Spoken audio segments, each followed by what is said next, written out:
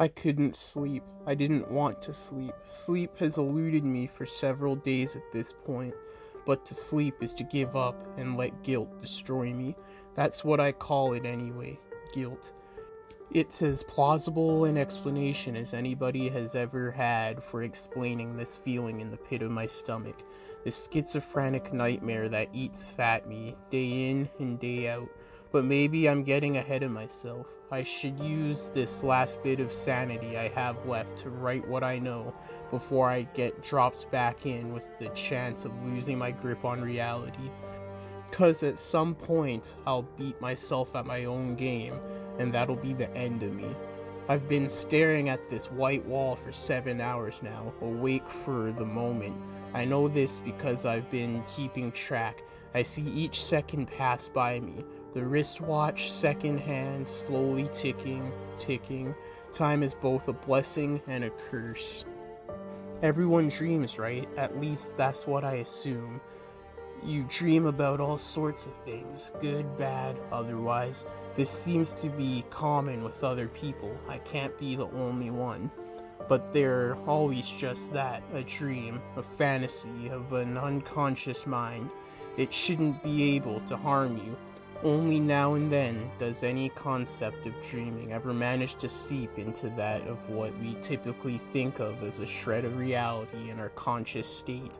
Drug-induced hallucinations seem to be commonly shared amongst people, as do concepts such as sensory deprivation tanks and the like that seek to allow the mind to run wild and create its own visual worlds. Time. I'm looking down at my watch again, another minute ticking past. Time is that which escapes my grasp every time I fall asleep, but I'm getting ahead of myself. The common trait of dreamers may be better known by the general public, but seems to affect only those who don't sleep lightly, much like myself. Sleep paralysis and monstrous figures who hover between the depths of your mind and your bedroom walls. It's very misunderstood amongst the general populace, and only some understand the sheer terror that strikes you when your eyes are closed, yet your mind is on. And it can see the red eyes that hover in your face, judging you. This began a while back, several years ago, I assume at this point.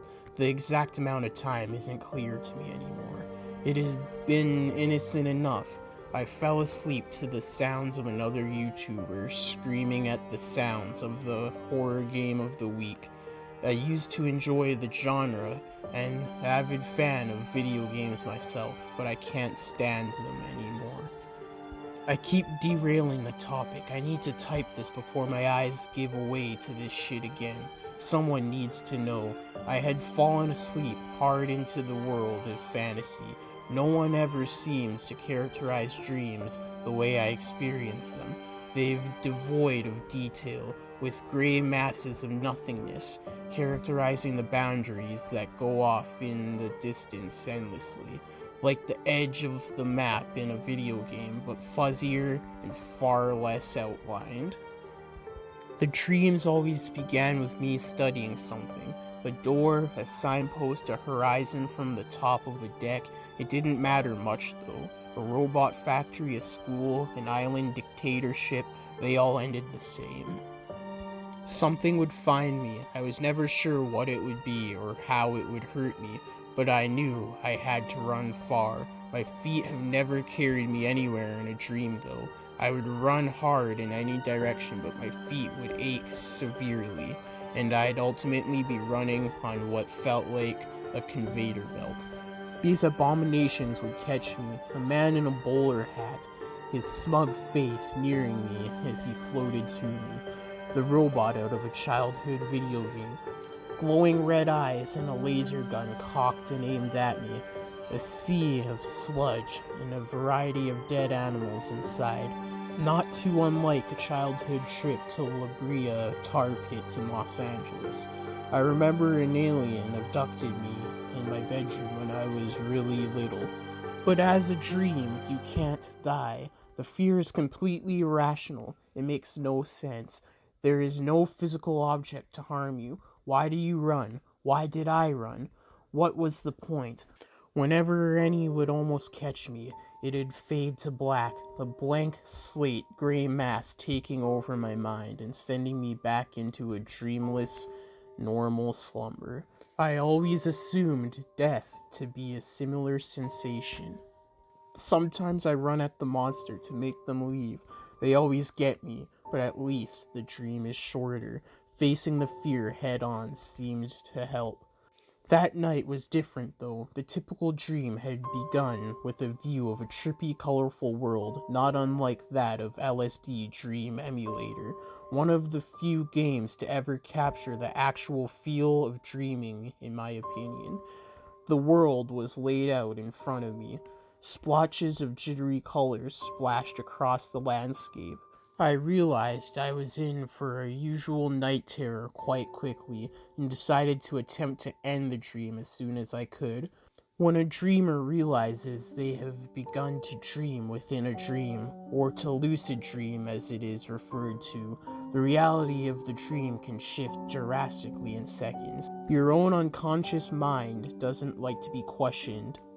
I ran up to the railing in front of me, my feet barely carrying me close enough to the railing. Even as I sprinted, I took a running dive off the balcony into the colorful abyss, hoping I could end the nightmare before it began, the air racing up to greet me. The mass of gray began to spread across the color, the end of the dream nearing ever so closer. Ending a dream by jumping from a high place seemed to have always been an effective way to end it on a dime. Something about the shock of adrenaline or something akin to that. Something stopped me that night, though. I hit the rainbow-colored ground with a small thud, uncharacteristic of the feeling you usually get from falling through a dream. The ground was still shimmering with color, but it was weirdly still. I looked to my left. I wasn't in my body anymore. That was a fairly normal occurrence, though. You'd see yourself in third person, but still be in control of your actions. Made a dream almost a cinematic experience. There was a gray figure standing in the distance. I couldn't quite make out much of it, though it had a pair of red glowing eyes. I debated running, but realizing this was what was keeping this dream from ending prematurely, I ran to it. I ran towards the figure but made no process, but it floated over to me slowly, understanding my want to come near it. The red glowing eyes dimmed down and I could see the red reflection in a pair of realistic eyes. The figure was definitely me. It was myself in the dream, or a character using my body anyway. I tried to fling myself at it, but the figure floated back, dodging. I understand that you wish to end this dream. It had spoken to me in my voice. You're not real. Why don't we just shatter this reality and move on? I looked at the figure, watching the unblinking neutral stare. It's considered the request. No, I don't think I will let you today. What gives you the right to choose? You're not even real. You're just me.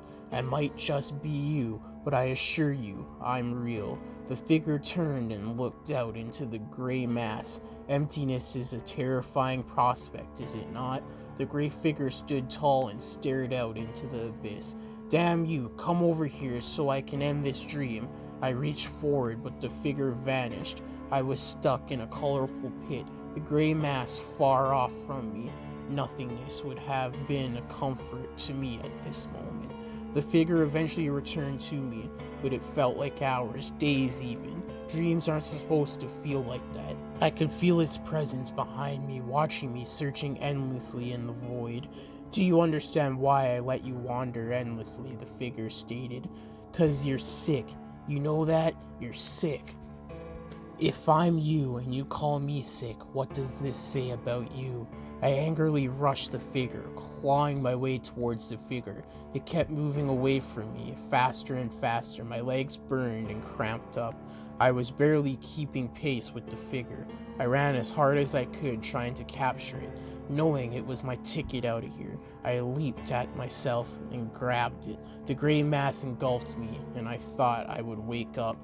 I was in my bedroom staring up at the ceiling, a cold sweat across my forehead, my legs burned, the pain of running a marathon in minutes, all too real, way too real. I looked up at the ceiling, it made me freeze. The ceiling was transparent, and above the roof was a huge floating head, my head. It stared down at me, a grin across its face. I was frozen in place except my eyes. They jittered, trying to make out the details of the head. My mind couldn't comprehend the sight. It slowly moved through the ceiling and closer to me. I struggled to move, but paralysis had taken hold of me. I hurriedly began to hyperventilate on purpose, wishing I hadn't slept on my arms, which were numb from lack of blood circulation. The increasing in oxygen made everything fuzzier, as the head was right up in my face, now screaming.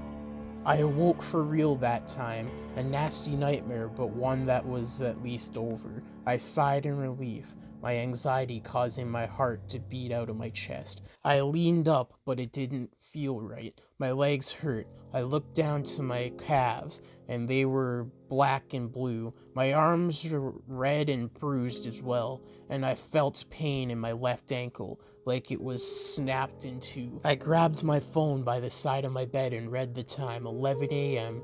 I had wasted the morning of that Saturday fighting nightmare creatures. At least I could get up and throw some food in the microwave and forget about this. That's when I saw the date below. It made me freeze. It wasn't Saturday, it was Sunday. There were texts from my friend waiting for me in the notification bubble. Dude, where are you? You never showed up to the party last night. I texted back, what party? I thought that was tonight. You missed it, man. It was pretty great. Were you up smoking weed again or something? I had set the phone down. Had I taken anything before bed? I didn't think I had.